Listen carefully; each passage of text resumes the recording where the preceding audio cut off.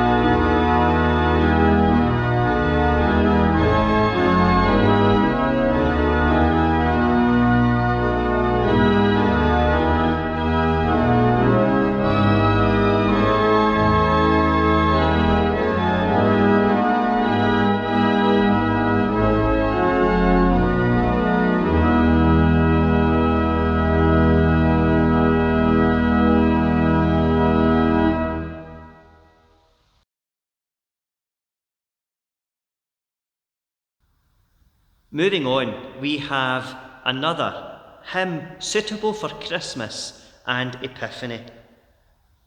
Of course, when we think of Epiphany in church, we think of the star that guided the wise men to Jesus. The gifts that they brought him of gold, frankincense, and myrrh. But we also think of the journey that they took back to Persia. They travelled some 1,200 or so miles to see the baby Jesus. And if we looked at Google Maps, and I don't know where we would be without our Google Maps and sat-navs these days, it would probably take round about 14, 15, 16, 17 days to travel from Persia through to Bethlehem. Now, of course, they didn't travel 24 hours a day. They had to stop and they had to rest. Their camels had to stop and to rest. And as you can tell, scarf on today, it's slightly chilly out and about and actually inside. But travelling through the desert isn't that Lawrence of Arabia warm and sand floating everywhere. It gets rather cold at night in the desert. But when they found the baby Jesus, they would have proclaimed, "What child is this?" And that is our next hymn. What child is this, who laid to rest on Mary's lap is sleeping, whom angels greet with anthems sweet, while shepherds watch are keeping? But then we get to verse 3. So bring him incense, gold and myrrh. Come, peasant, king, to own him. And it's a hymn much loved by Elspeth Dornan. Words are by William Chatterson Dix, and the music is, of course, Greensleeves. So while we listen to What Child Is This, let's think of the wise men travelling, finding the baby Jesus, presenting their gifts, and then having to go home a different route because of what they had been told. What child is this?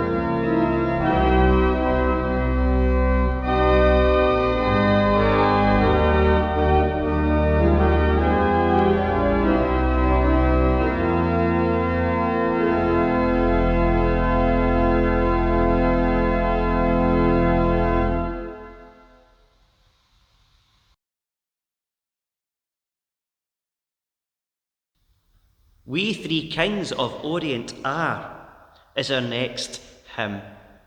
This is our last chance to sing those wonderful Christmas carols, and we've not had on the Organist Entertains the hymn We Three Kings of Orient Are. In fact, I don't think we've celebrated the Kings and the Star yet. This is a Christmas carol written by John Henry Hopkins Jr. in 1857.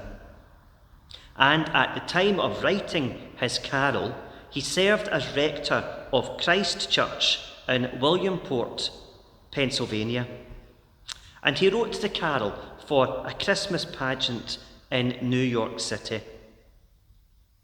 It was the first widely popular carol written in America.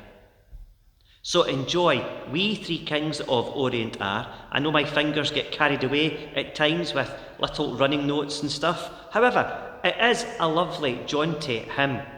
And I can almost imagine with the 3/8 time signature, the camels plodding along at times. And then, of course, we come to the chorus, where, of course, the wise men were following a star, but however, it stopped at the place in Bethlehem, over the stable and the manger. Oh, star of wonder, star of night, star of royal beauty bright. The kings may have said those words. However, we sing them as we enjoy the Christmas and Epiphany hymn of We Three Kings of Orient Are.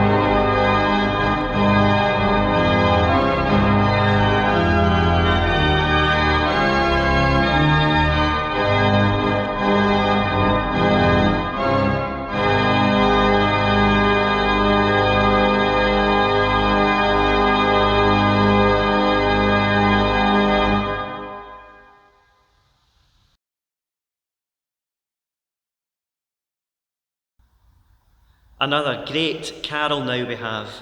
It's the Christmas carol, As with gladness men of old did the guiding star behold. As with joy they hailed its light, leading onward, beaming bright.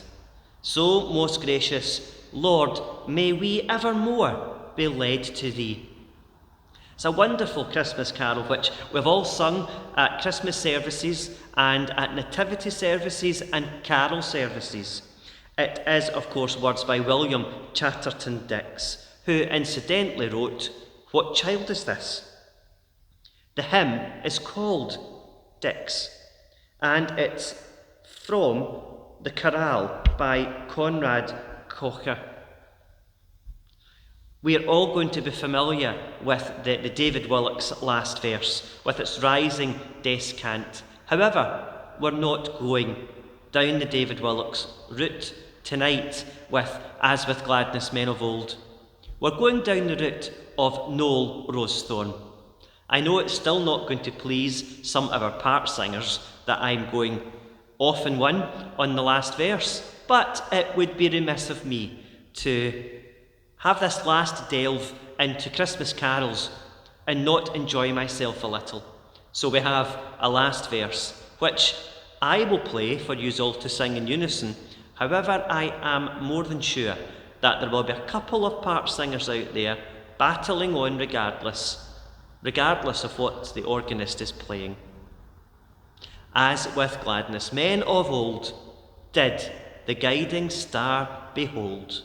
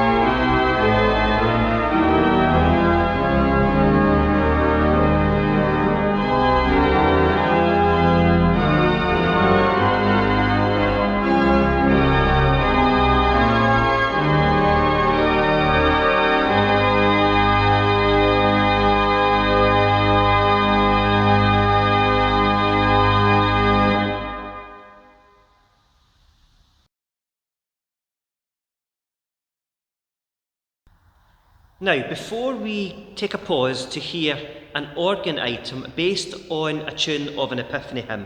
We're going to have one more hymn, not requested by anyone in particular, but it's a hymn which, although it's not a Christmas or an Epiphany hymn, it suits it rather well. It's actually the first hymn here at Bellshill Central this Sunday coming. It's a hymn which is in our hymn books in the section about worship in God's house. It's a hymn which can be set to tunes we've already heard this evening. In lots of hymn books there is an extra letter or word on the first verse, but that is omitted in our hymn book. The hymn is "Worship the Lord in the beauty of holiness," or some of you may know this as "Oh, worship the Lord in the beauty of holiness." The hymn can be sung to the tunes which started our episode tonight. Worship the Lord in the beauty of holiness. That was Vas Lebet. It can also be sung to Springfield. Worship the Lord in the beauty of holiness. And it can also be sung to Epiphany. Worship the Lord in the beauty of holiness. But we are singing it to the tune of Murden, music by Henry Thomas Smart. And I'm not going to sing any more. Hearing an organist loaded with a head cold is perhaps not what you wish to do on a Wednesday evening listening to organ music. It's the hymn Worship the Lord in the Beauty of Holiness, as I've said, and the reason that it's been chosen for this coming Sunday is that, yes, we are thinking of the Epiphany and we are coming into God's house to worship. But as the first verse reminds us, we bow down before him, his glory proclaim, gold of obedience and incense of lowliness, bring and adore him, the Lord is his name. So it's not technically a Christmas or an Epiphany hymn, but it does suit the season well. Enjoy, worship the Lord in the beauty of holiness.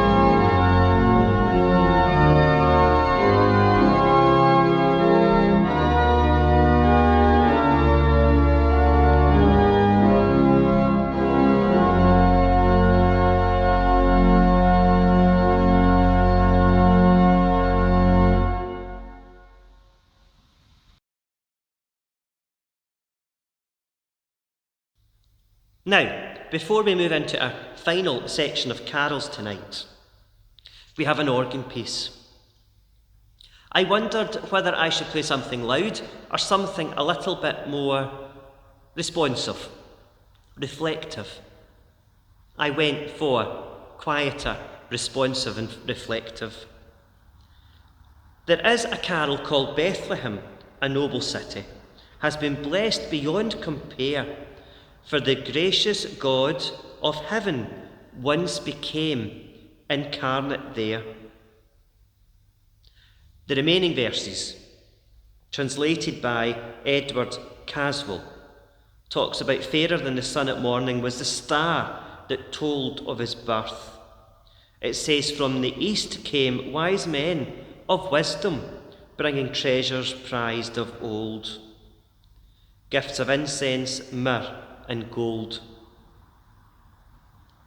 It's set in our hymn books, and many hymn books, to the tune of Stuttgart, music adapted from a melody in Christian Witt's Psalmody of 1715. And I came across a variation on that particular tune by Robert Lind. It's gentle. It's got a flowing feel to it because there's lots of moving quavers.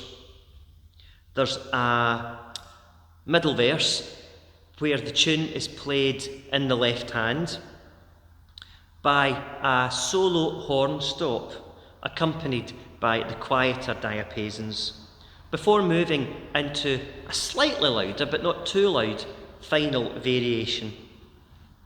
Enjoy this piece of music, based on the hymn tune Stuttgart, arranged by Robert Lind.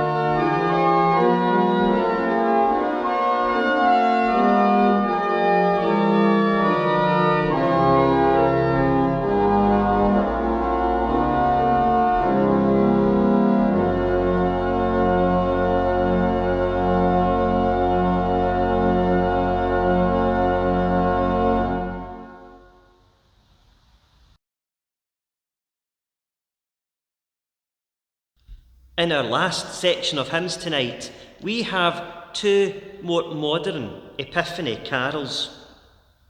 The first one came to my mind when I was looking for the hymns for this Sunday coming. Our call to worship begins, "Arise, shine, your light has come.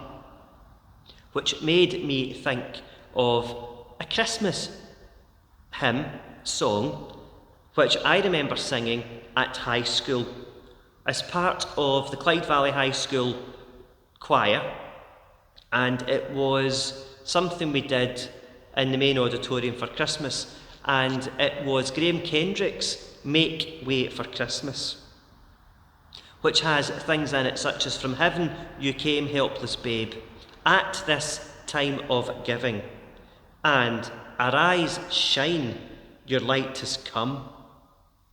Now, the first line of the first verse may put people off. Darkness, like a shroud, covers the earth. Evil, like a cloud, covers the people. But as the musical direction states, it begins subdued, becoming brighter. So that first verse moves on saying, "But the Lord will rise upon you, and his glory will appear in you. Nations will come to your light."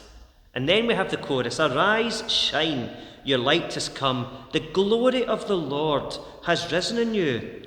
Arise, shine, your light has come." Jesus, the light of the world, has come. So, for those of you who know this hymn, I do hope that you enjoy hearing it once more. And for those of you who don't perhaps know it, perhaps you'll add it to a list of hymns and songs that you like to hear at Christmas or Epiphany tide. So now we have Graham Kendrick's "Arise, shine, your light has come. Jesus, the light of the world."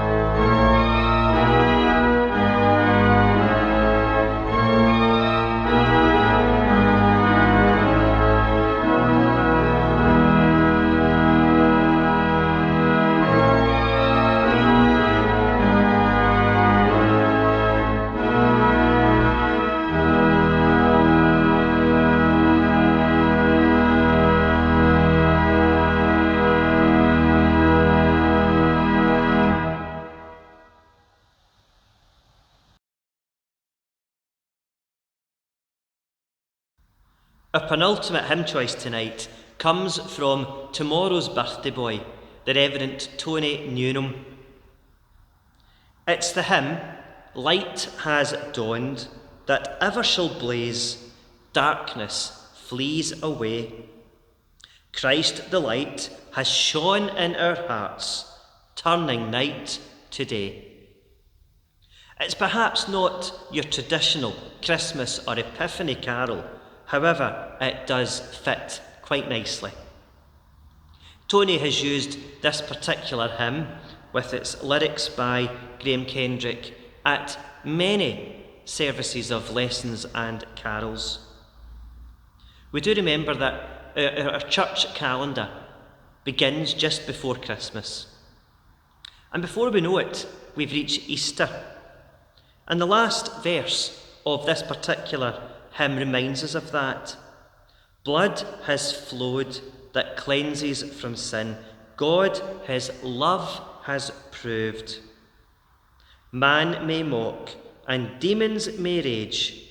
We shall not be moved. Thank you, Tony, for sharing with us two of your favourite hymns in tonight's episode, starting with Brightest and Best of the Sons of the Morning and Light Has Dawned. Two hymns which couldn't be more different, but reminds us of the light of the world, Jesus. So let's enjoy your second choice tonight. Light Has Dawned.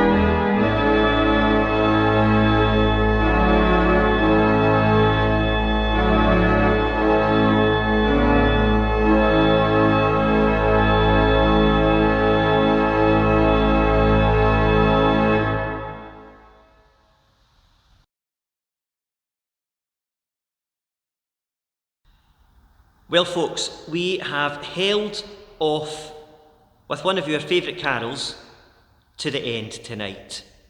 It's a carol comprising of 6 verses, and it is the First Noel, or as some people pronounce that word Noel as Nowell, which could in fact be me, loaded with a head cold.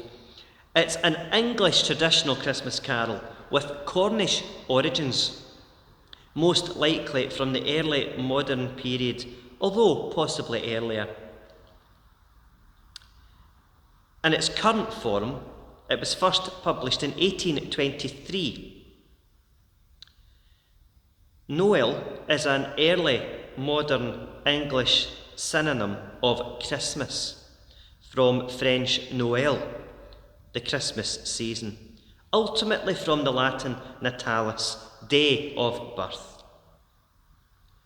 The melody is unusual amongst English folk melodies in that it consists of one musical phrase repeated twice, followed by a refrain which in itself is a variation on that phrase. All 3 phrases end on the 3rd of the scale. We do venture into the Carols for Choirs books for this particular carol. Verse 6 has the David Wallock's arrangement of the First Noel, and I'm sure we all remember it from Carols from Kings and our own Christmas services and carol services that we've attended, perhaps this year, but in years gone past. It does feature this Sunday at Bellshill Central Parish Church, and it's our last chance to sing well-loved Christmas carols before the tree comes down, the Advent candles are put away for another year, before we think about the season after Christmas, and we think about different themes of love, hope, joy and peace. So enjoy for our final venture into the Christmas carols for the Organist Entertains this year with the First Noel, The Angel Did Say.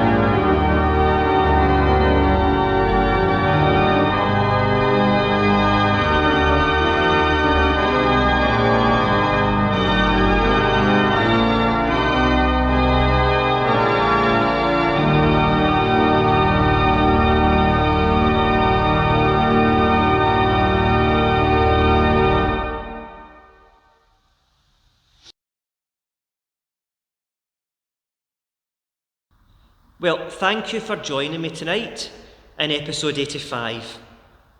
A celebration of the last part of Christmas, if you like, when we think about the star and the wise men, their journey and their gifts.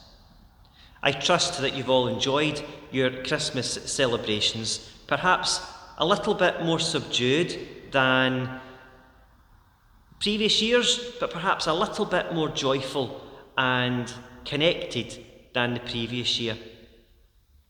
I hope that you have had a healthy and peaceful transition into New Year, and that this New Year 2022 is better than 2021, which was perhaps slightly better than 2020. But with COVID and its different variants doing the rounds, who knows what 2022 might bring us. However, I wish you all the very best for the year ahead, and I wish you all to stay safe, remain healthy, and keep together and keep connected. If you would like to make a donation to Bellshill Central, then there is some links down below in the notes box where it'll take you to the Church of Scotland donation portal, and that means that any donations that you make, which of course are very gratefully received by the folks here at Bellshill Central, will get to us safely and securely. You can also gift aid it if you are still a UK taxpayer. The Organist Entertain series will continue in its almost fortnightly format, sometimes live if technology remains our friend, but more often than not pre-recorded and uploaded and premiered on Wednesday evenings. We have Valentine's Day coming up in February, we have Burns Night coming up in January, and then of course we'll be hurtling headlong into Lent,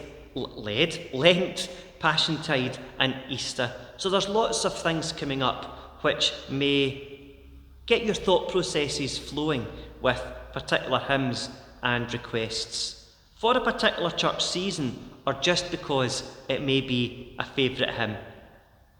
However, enough talking from me. We've enjoyed our time together tonight. We've wished Tony a happy birthday for tomorrow, and we've celebrated the star, the wise men, their journey and their gifts. Good night, folks, and we'll catch up in 2 weeks' time.